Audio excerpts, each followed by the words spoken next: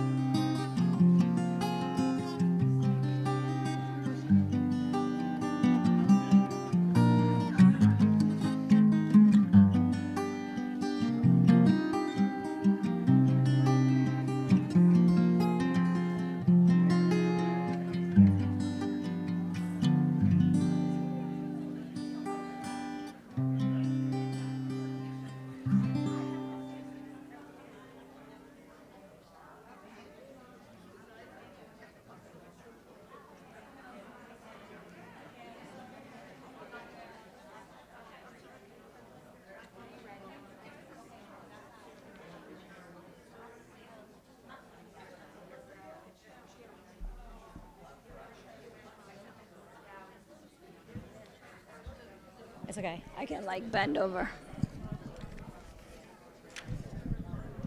I can even take it off. Good evening, everybody.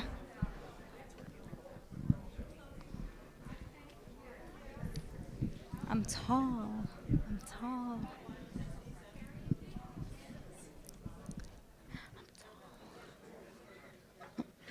Good evening.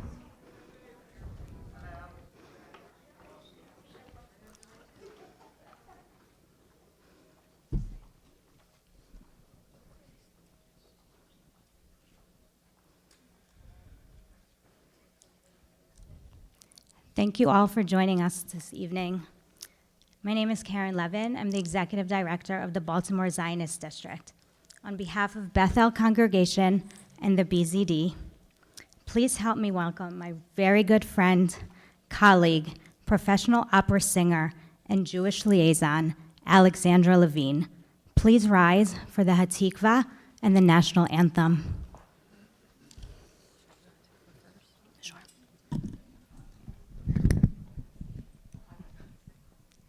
We're going to sing Hatikvah first, and then we'll reside with the national anthem. So if everyone knows it, please follow along, or please sing along. Kod balevav panima, nefesh Yehudi homia, ulafate mizrach kadima, ayin letzion Sophia. O Lord, Hatikvatenu, Hatikva shnot alpayim, liotam chafshi be'atzenu, Eretz Zion Yerushalayim, liotam chafshi be'atzenu, Eretz Zion Yerushalayim.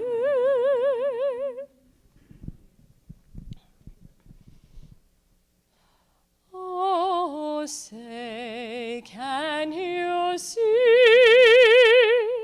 by the dawn's early light what so proudly we hailed at the twilight's last gleaming, whose broad stripes and bright stars through the perilous fight o'er the ramparts we watched were so gallantly streaming, and the rockets the bombs bursting air gave proof through the night that our flag was still there. Oh, say does that star-spangled banner yet wave o'er the land of the free and the home of the brave? Thank you. You may be seated.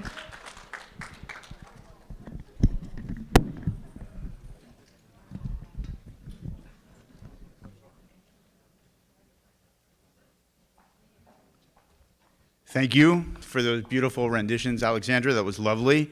Welcome, everyone. We're glad you're here tonight. I'm David Harrison. I'm the president of Bethel Congregation, and on behalf of the entire congregation, it's our honor to welcome you here tonight. We appreciate your being here for this really special evening.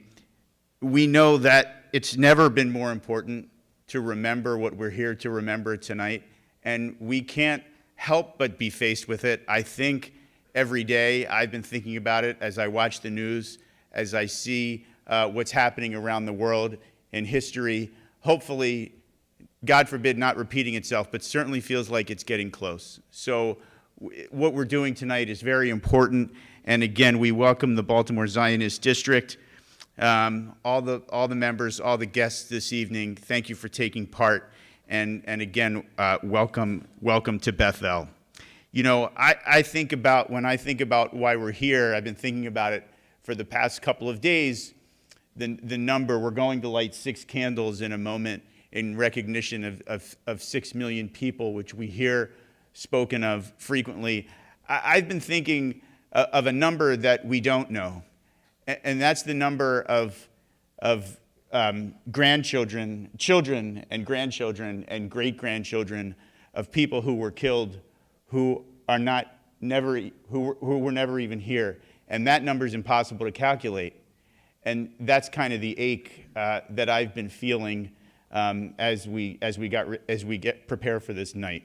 So, again, I thank you. What we're doing here is important. It's timely, and we're honored to be hosting it this evening. So it's now my job to introduce the first person who's going to light one of the candles this evening, and that's Baltimore County Councilman Izzy Patoka, who I saw. There he is. Councilman, welcome. And thank you for being here. Thank you, everyone.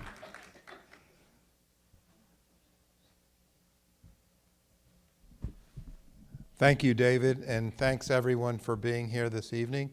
My name is Izzy Patoka. I'm 2nd District Councilman. My Hebrew name is Yisrael Chaim Patoka, and I'm named Yisrael for my grandfather who was murdered in the Ukraine by the Nazis, and my middle name, Chaim, is named for my aunt who was shot in the back in the Ukraine by the Nazis. And I was born by 2 Holocaust survivors, Rose and Wolf Patoka, who I want to thank you all for honoring my parents by being here tonight and remembering my parents and my family by being here tonight.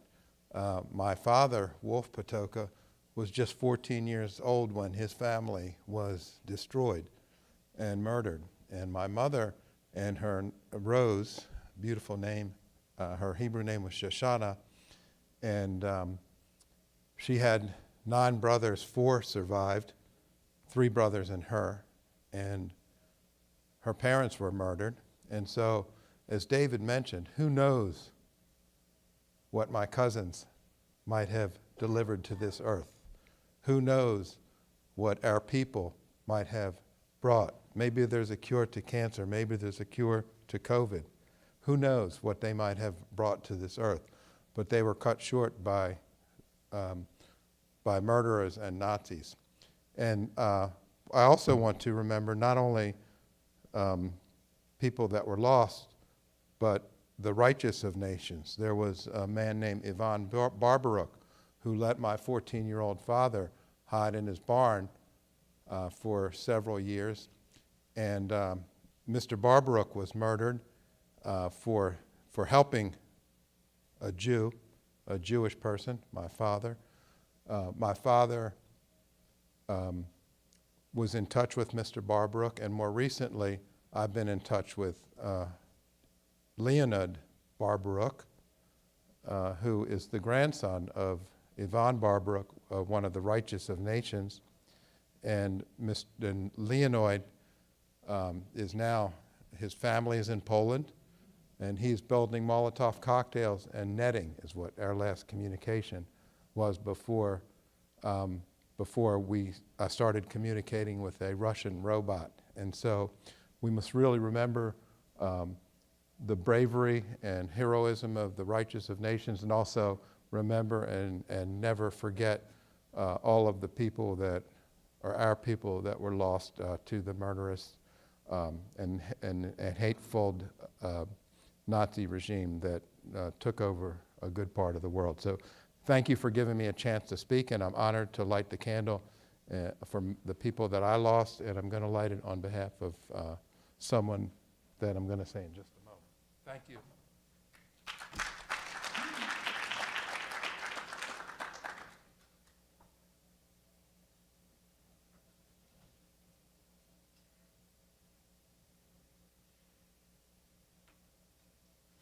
So I want to say it because I think it's important, even though I need my glasses to read this, I think it's important to remember this person appropriately, even though it takes a second longer. So I want to remember Dawid Rozmarin of Jablana, who was murdered in Treblinka in 1943,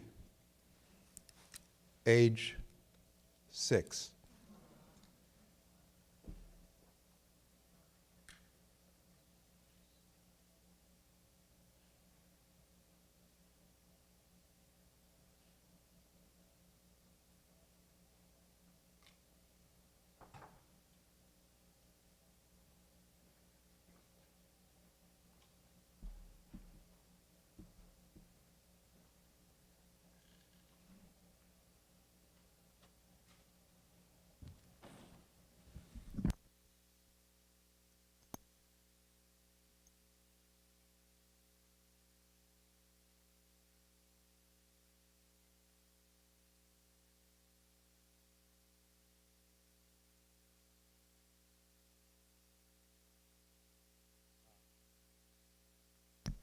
Hi. Okay. My name is Bob Lowy, and I am the president of the BZD. Lighting this candle in memory of Edith Brigiel from Poland, who perished in Treblinka in 1942, age 9.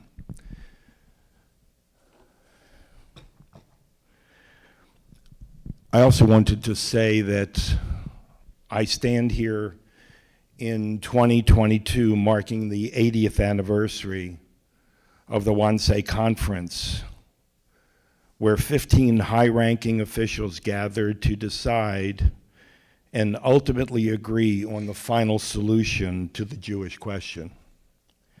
Today, I stand here, a descendant of survivors of the Shoah, to remind the world that the Nazis' final solution failed. Although I'm an only child, I have 2 sons standing with me today and 4 grandsons to further reinforce this failed attempt.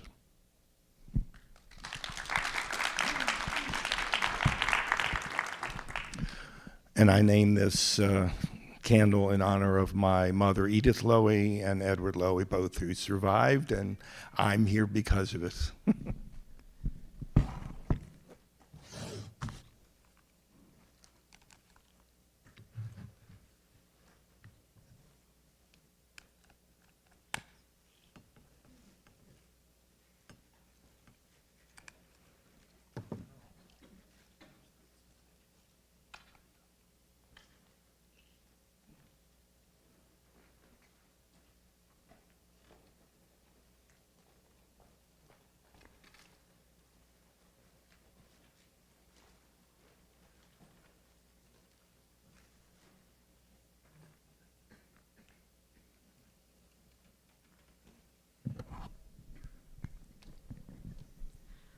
I am Gigi McKendrick, and my son Joshua Mauer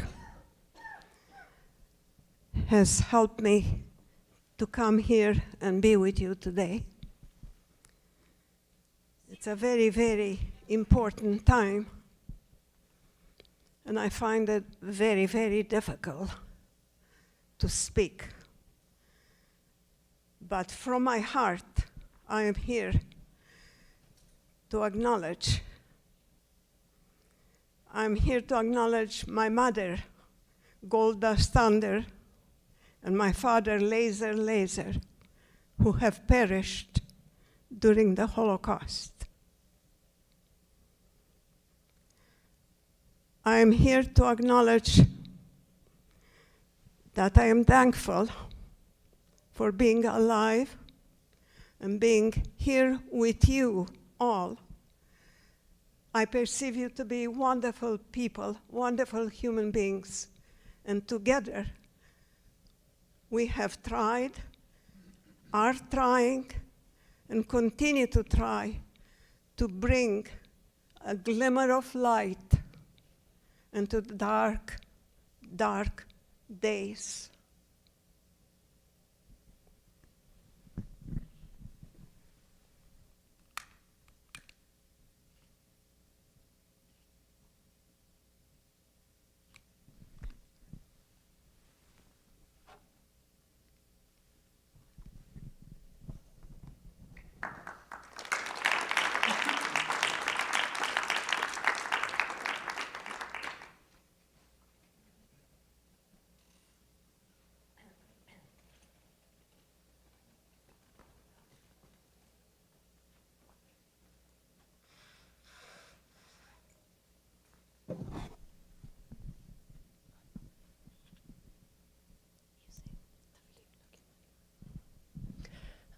We are lighting this candle in memory of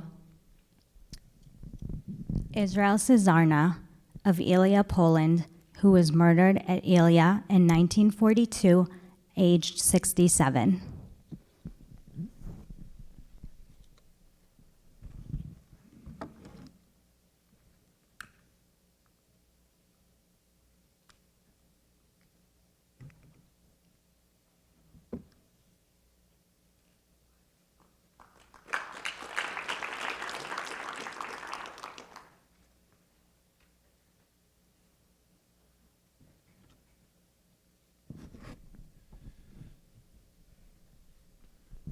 I'm Pastor Terry Kirk, the congregation in White Marsh. I thought of the scripture today that Ruth the Gentile said to Naomi, "Your people shall be my people, your God shall be my God." And so as we gather here in this memorial occasion, I'm lighting this yellow candle in the memory of Anna Speck of Budapest, Hungary, who was murdered in Budapest, 1944,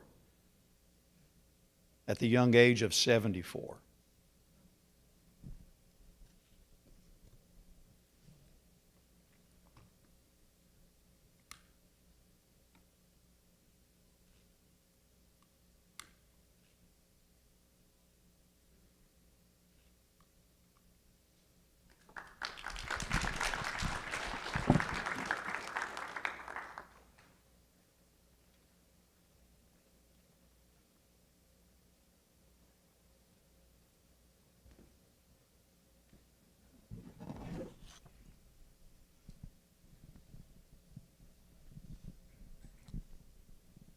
Thank you, everyone. I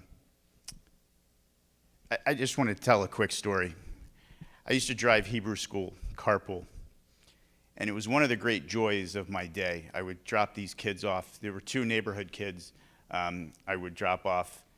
They would goof around in the back seat of my car and play around at the end of Hebrew school, and I could avoid the stress of my day. And it was, if Rabbi Sorokin, if anybody knows Rabbi Sorokin, she would say, it was a great moment for me to exhale at the end of my day and just enjoy the kids playing around in the car. Two kids, their names were Jake and Ellie. In 2004, I read an obituary of a man in Baltimore who had died at the age of 89. And in 1939, he had been serving in the Polish army when it was overtaken by the Germans. And they lined up the new prisoners, and they said, this was in the obituary, they said, for the Jewish people, the Jewish members of the Polish army and the officers, step forward, and everyone else stay back. And the obituary described Mr. Pertman, his name was, went back and forth in his mind, do I step forward, do I not step forward? He did not step forward. 25 others did, and they were shot. He watched them get shot, the 25 other Jewish members.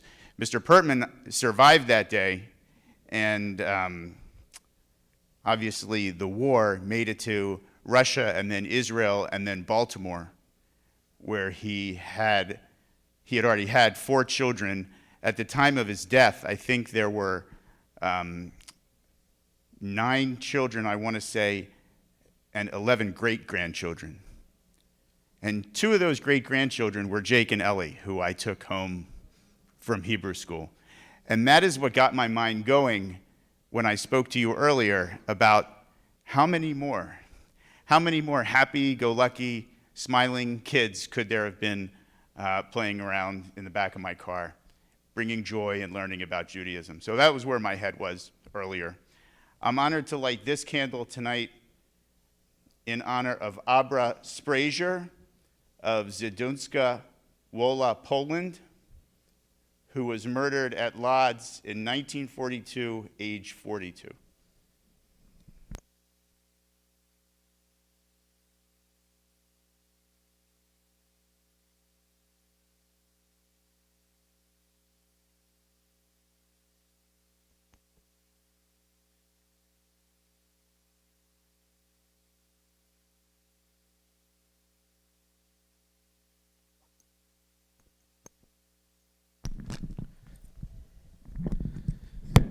Ladies and gentlemen, I'm Eyal Bor from Bethel. I represent the adult education and the schools. I would like to introduce the speaker, Sherry Stern. She's grateful for many privileges, including being Jewish, the best baby ever, according to her 2 granddaughters, and a strong neshama, soul, connection to Israel. A registered nurse for 47 years, she earned 2 master's degrees in nursing, provided mental assistance to critically ill patients, including veterans experiencing homelessness, taught nursing at Maryland universities, facilitates workshops throughout the U.S., volunteers with Red Cross, and at the Shlemut Nurse for Beth Israel congregation. So what brings her tonight on Yom HaShoah, the Holocaust Remembrance Day, that makes the 79th anniversary of the Warsaw Ghetto Uprising? Sherry will share powerful, true stories with us from her different kind of Holocaust book, Reuniting the Neshamas, a journey of remembrance, commemorating and healing. All proceeds she receives from book purchases are donated to the U.S. Holocaust Memorial Museum, HIAS, and the Stolperstein Initiative. And here now I would like to ask Sherry to come to the podium.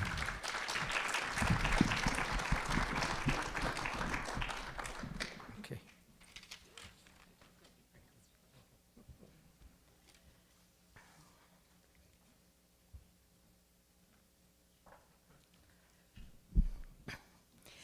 It is a humbling honor and symbolic privilege for me to be here tonight in Beth El, this beautiful, intact, thriving synagogue, more than 83 years after Kristallnacht, the night of the broken glass, when Nazis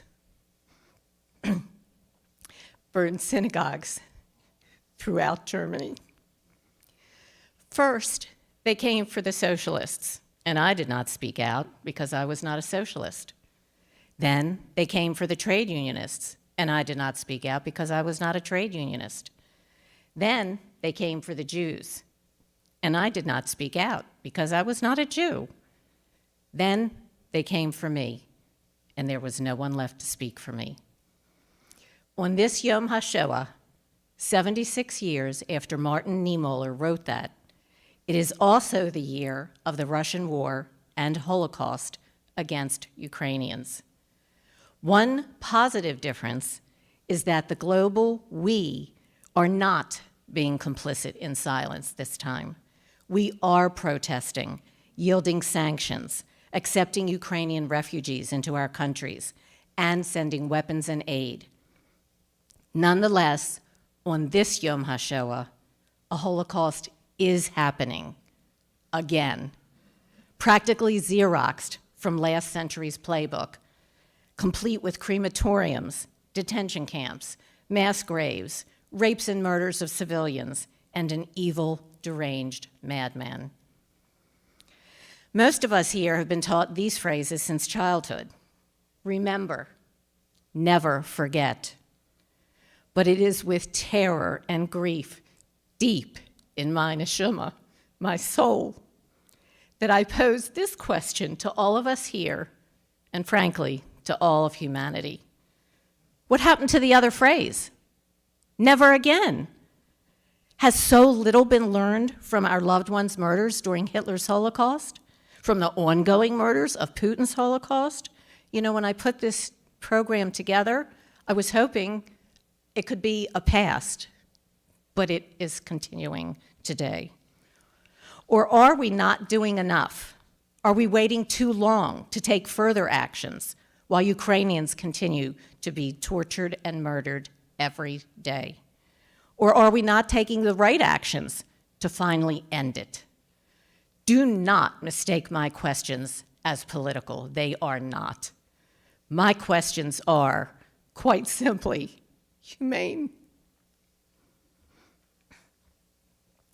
I encourage each of us to educate ourselves and take further actions against the other ongoing genocides, just 3 of which I'll mention here. The Darfur people in Sudan since 2003, the Uyghur Muslims in China since 2014, and the Rohingya Muslims in Myanmar since 2017. And what about the Tulsa massacre of African Americans more than 100 years ago? Slavery, all the American lynchings of people of color, anti-Asian Pacific violence, the internment camps we made here in America for Japanese Americans during World War II, the Native American Trail of Tears, and Charlottesville with its white supremacists shouting, "Jews will not replace us." All of these were perpetrated by U.S. citizens or our government, stemming from fear and hatred of anyone who is deemed other. Though not labeled genocide, those are hate crimes and persecution, early warning signals of genocidal risk, according to the organization genocidewatch.com. Tonight, I am going to share some of my life-altering experiences included in Reuniting the Neshumas, a journey of remembrance, commemoration, and healing, inviting you to bear witness with me. My father-in-law, Ralph, Dad, Ava Shalom, was born in Germany in 1923 to parents Julius and Augusta Stern, Ava Shalom, and 4 years later, they welcomed a baby girl, his sister Margaret, Ava Shalom. In 1933, their lives and millions of others were changed irrevocably when Hitler came to power. Like many Eastern European Jews, including many of your families, my father-in-law was the sole survivor of his. His parents were able to send him to America with a highest mission, that's the Hebrew Immigrant Aid Society, when he was 15. They said goodbye at a train station in Germany in September 1938, not knowing that 2 months later would bring Kristallnacht. They never saw each other again. Fast forward to January 3rd, 2014. My sister-in-law, Gail, received an email from a German historian searching for descendants of 6 Jewish Germans, including Julius Stern, to invite them to a German commemoration of Jewish victims of the Holocaust with Stolperstein. That's how it's pronounced in German. In America, we would call it Stolperstein. Stolperstein are brass memorial plaques. All 6 names the historian sent us were relatives. Why were these Christian German people planning this? We learned the answers over our 8 months of developing relationships by email. Because they are humane, ashamed of the atrocities their countrymen carried out during a time when the world went mad, and some are the aging sons, daughters, and grandchildren of Nazi perpetrators. And they want to make some type of amends that are possible for those who perished just because they were Jewish. During those first 8 months of emails, our significant 4, as I endearingly named them, and Gail later named them Mishpucha, family. They shared their research of our family.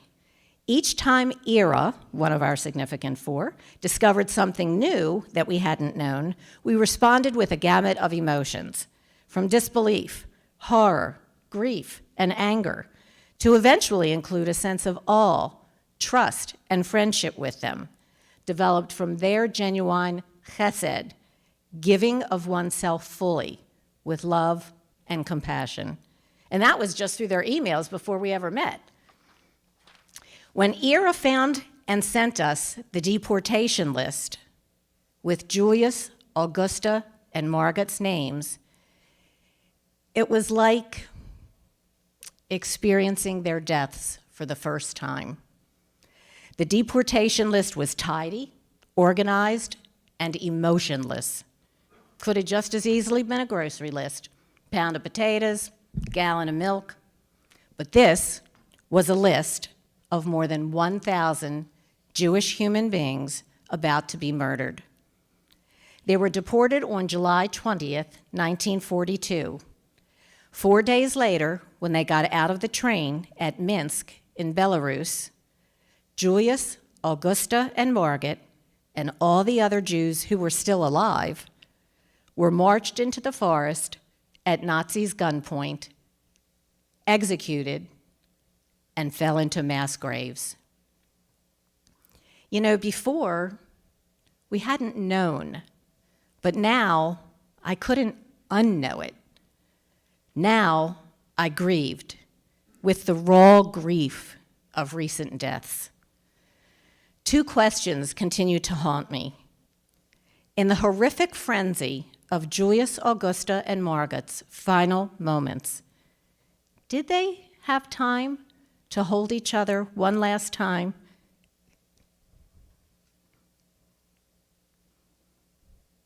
And say, I love you?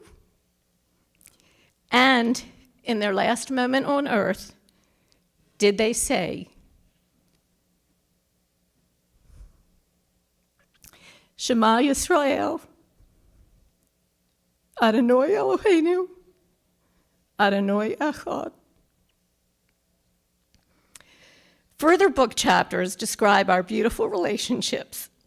Stolperstein, who is considered a Holocaust survivor, Gail's journey to Minsk, why I did not bring anything to Germany in 2014 that would publicly identify me as a Jewish person, and why I did proudly wear my kippah during my third journey to Germany 6 months ago. Come, let me introduce you to our significant four. Ira, the archivist. As we were concluding our first journey to Germany, I confessed that I'd been scared to come. Ira candidly replied, "Of course you were. You were coming to a country whose people killed your family." It was her extensive research of our family that helped return them to us spiritually. Professor Oliver, the German historian, besides sharing his vast knowledge of World War II and Holocaust history, everywhere we went, he came to our sides and interpreted into English for us, particularly menus, that was very important, before we could even ask. Rolf, co-leader of the Meinerzhagen Stolperstein chapter, he advocated repeatedly with neighbors and local government officials to explain why it was so important to us for Dad to receive his first Stolperstein at the family's Hohenlimburg home together with his parents and sister, thus finally, symbolically and spiritually, reuniting them 76 years after they'd said goodbye at the train station, reuniting their neshamas for all eternity. And Christina, Rolf's wife, translator, a compassionate woman. Readers have shared with me that as they read Reuniting the Shumas, they feel as if they're on the journeys together with me, journeys that were physical and geographical, more than 4,000 miles across the ocean each way, decades after the Shoah ended, as well as educational, emotional, spiritual, healing, and even fun at times. To those of you who have thought all of your life, I would never set foot on German soil after what they did to us. I'd be petrified to go to Germany amidst the recurrent rise of anti-Semitism globally. Trust me, been there, done that, and I almost did not go to Germany, which I discuss in the chapter appropriately entitled Paranoia Sets In. But go to Germany I did in 2014 with my husband Jeffrey and Gail, Dad's 2 children. One powerful experience is when Rolf took us into the city of Meinerzhagen to show us our first Stolperstein. There was one each for Aunt Jenny and Uncle Wilhelm, both siblings of Dad's mother Augusta, all of whom and more perished in the Shoah. Suddenly, Rolf got down on his 72-year-old knees, grasped a cloth and brass cleaner from Christina, and silently and reverently went about polishing Aunt Jenny and Uncle Wilhelm's Stolperstein, which become dirty from foot traffic. Such chesed, such validation of what we already knew, that they had lived and loved and mattered. My tears flowed. What Rolf gave us with that one eloquent gesture, priceless. In 2018, it was Dietmar on his knees, polishing Dad, Margot, Julius, and Augusta Stolperstein. To symbolically show how each of us had been impacted by our shared dark histories, but were now coming together, I asked him if I could help him polish the Stolperstein. Dietmar paused, looked up at me intensely, and said, "You may, but it is our duty." I was speechless. I stepped back respectfully, allowing him to complete his duty by himself, and perhaps his own process of healing. Maya Angelou said, "Life is not measured by the number of breaths you take, but by the moments that take your breath away." Another experience was in the Bonn Memorial Center. We'd already been inundated with the horrors of the Holocaust from months of emails and several days in Germany. To be fair, we'd asked for this research about our family. I remember feeling overwhelmed and numb from all the loss and pain. Just then, my eyes focused on 3 pictures: Julius, Augusta, and Margit. I froze. I stared. These were my people. This was our family, the loving parents who'd done whatever they had to do to choose one child to save, because there was only enough money to send one to safety. And the younger sister, who, along with her parents, died brutally at the hands of Hitler's Nazis before she ever reached Sweet 16. Suddenly, I felt the tears starting, and I excused myself to the restroom. Once there, I let it all out, sobbing silently, tears and mascara running down my face. Enough, enough! How could this have happened? And continued day after day for so many years. How could human beings do this to other human beings? Suddenly, Christina entered the restroom looking for me. She threw her arms around me, held me tightly and silently for a long time as I sobbed, then whispered in my ear, "It was wrong. I'm sorry." Christina's loving embrace, her 5 words, the way she made me feel, spoke volumes. Days later, while waiting for the Stolperstein ceremony to begin, I suddenly felt an urgent need to speak Hebrew aloud in Germany, in front of German people, and recite the Kaddish for our relatives. I asked Rolf if I could do so, because it wasn't in the program, and he said, "Of course, we will make it so." When the time came, I recited the Kaddish in that German public square in front of the townspeople. Reverently, proudly, fearlessly. Afterwards, I felt so empowered in this German town, 70 years after the Shoah and World War II ended, where Jews were once rounded up like animals and deported to concentration camps, to be gassed, burned in crematoriums, buried in mass graves, erased. In this German town, I chose to pray Kaddish aloud and honor the memories of every neshama who'd suffered and died. In this German town, I needed to stand up and speak out in proud, fearless defiance of every Holocaust denier and all those who still wish to wipe us and others off the face of the earth. In this German town, perhaps reciting the Kaddish was my steady anchor that paradoxically allowed me to feel free. So why write this book and share these stories of unexpected relationships between some Jewish Americans and some Christian Germans? Stories that have been literally born from the Shoah's ashes decades later. Besides cathartic healing, here are 5 take-home messages. 1, to honor my father-in-law, Ralph Stern, Dad, Alva Shalom, one of the kindest, dearest mensches in my life. Mensch means a person of integrity and honor. 2, to share my bearing witness to both the tragedies of the Shoah and to the countless acts of chesed from some beautiful German human beings. This is my responsibility, my duty to share these stories. Elie Wiesel said, when you listen to a witness, you become a witness. I will never forget what Hitler and his Nazis did to our family and millions of others. And I will always remember the neshama-touching healings gifted by our German mishpacha. 3, please do not ever put my mishpacha in the same group with Nazis just because they're German. It was Hitler and his Nazis who perpetrated that Holocaust, not all Germans.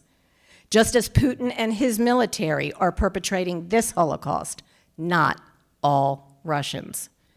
Our mishpacha are Germans, but I can assure you they are not Nazis. I need you to understand this deep in your neshamas, because there is a difference.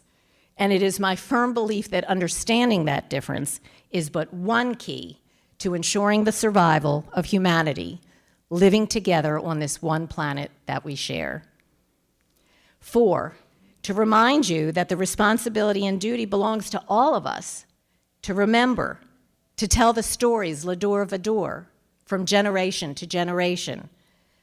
All of us, especially Jews commanded to perform tikkun olam, repairing the world, must stand up and speak out against all wrong to all others. Because truthfully, we are all others, brothers and sisters. We must be upstander activists, not silent bystanders, for ourselves and for all others. In an ADL report yesterday, their 2021 tracking reveals that anti-Semitic incidents reached an all-time high of 2,717 in the United States, an average of more than 7 incidents a day, and a 34% increase year over year. If one of us is not free, none of us are free. Aboriginal activist Lilla Watson says, if you have come to help me, you're wasting your time. But if you have come because your liberation is bound with mine, then let us work together.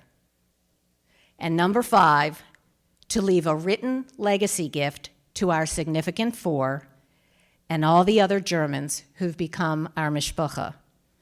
This is my labor of love for Ira, Oliver, and they're watching, not right at this time because I think it's 1:30 or 2:30 in the morning, but they're going to watch it. So Ira, Oliver, Rolf and Christina, Dietmar and his Christina, Herbert, Gudrun, Barbara and Heinz, and Stefan, who just today asked my permission for him to read aloud my book's one-page epilogue to his church congregants tonight at their hometown, which was Dad's hometown, Hohenlimburg Church, at their Yom Hashoah commemoration. So here we are, across the ocean tonight, my Christian German brother, and his congregants, together with all of us, joining to remember all those neshamas who perished and committing to ongoing actions for peace. I didn't set out to love these people or to heal. I didn't even know I needed to heal.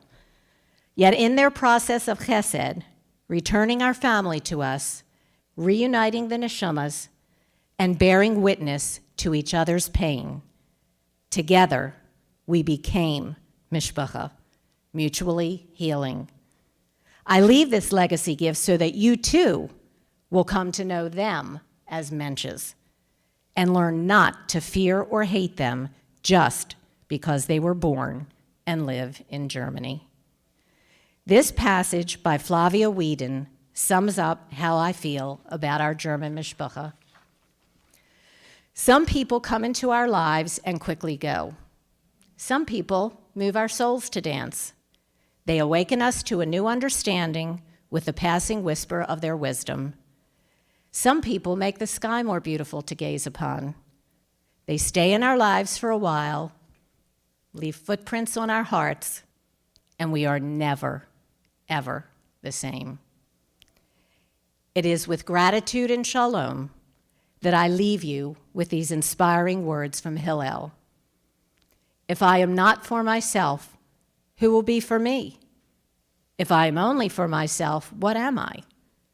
And if not now, when?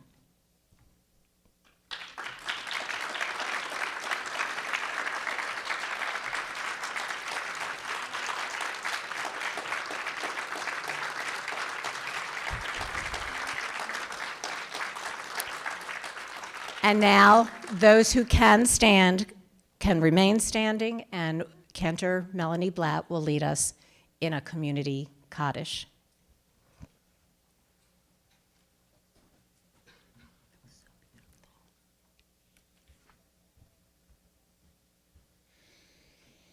Yitgadal v'yitkadash shemei Rabbah, be'alma divra chirutei v'yamlich malchutei, b'chayechon uv'yomechon uv'chaye dechol beit Yisrael, b'agala uv'yizman kariv v'imaru amen. Yehi shmei Rabbah mevarach le'alam u'lalmei almaya. Yitbarach v'yishtabach v'yitpa'ar v'yitromam v'yitnaseh. V'yit hadar, v'yit aleh, v'yit halal, shemei dekude sha berichu. Le'ela min kol birchata v'shirata, tushbechata v'nechemata, damiran belama v'imaru amen. Yehi shalama rabba min shemaya, v'chayim aleinu v'al kol Yisrael, v'imaru amen. Oseh shalom bimromav, hu yaseh shalom. Aleinu ve'al kol Yisrael, v'miru amen. May their memories forever be for a blessing, and let us say amen.